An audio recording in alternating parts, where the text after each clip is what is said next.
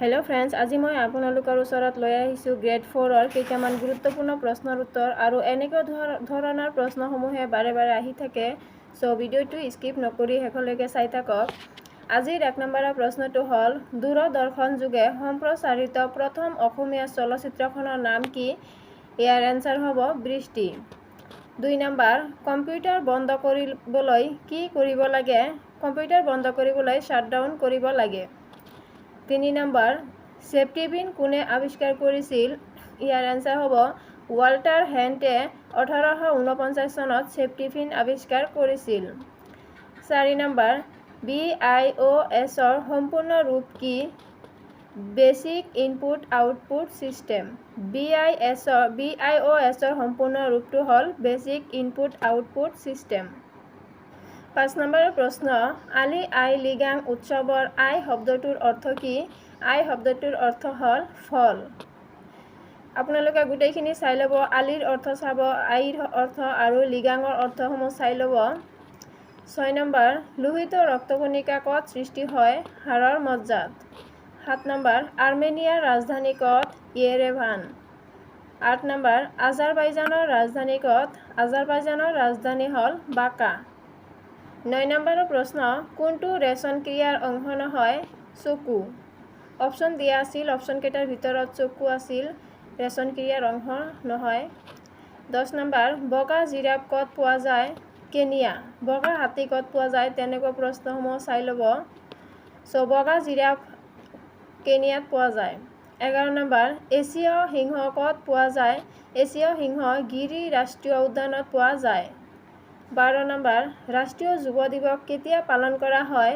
12 জানুৱাৰী। 12 জানুৱাৰী তাৰিখে ৰাষ্ট্ৰীয় যুৱ দিৱস হিচাপে পালন কৰা হয়। আৰু 12 জানুৱাৰী দিনটো স্বামী বিবেকানন্দৰ জন্মদিন হিচাপেও পালন কৰা হয়।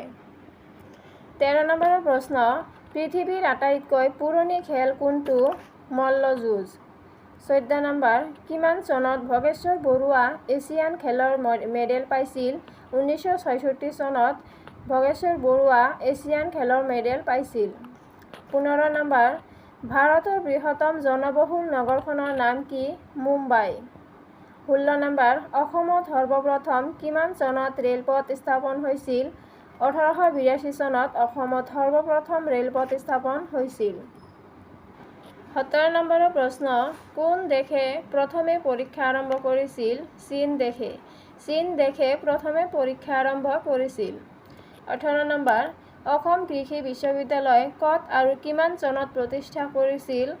ইয়াৰ এনসাৰ হ'ব যোৰহাটত। অসম কৃষি বিশ্ববিদ্যালয় যোৰহাটত 1969 চনৰ 1 এপ্ৰিল তাৰিখে প্ৰতিষ্ঠা কৰিছিল। 19 নম্বৰ প্ৰশ্ন পানীৰ আটাইতকৈ বিশুদ্ধ ৰূপ কি? পাতিত পানী।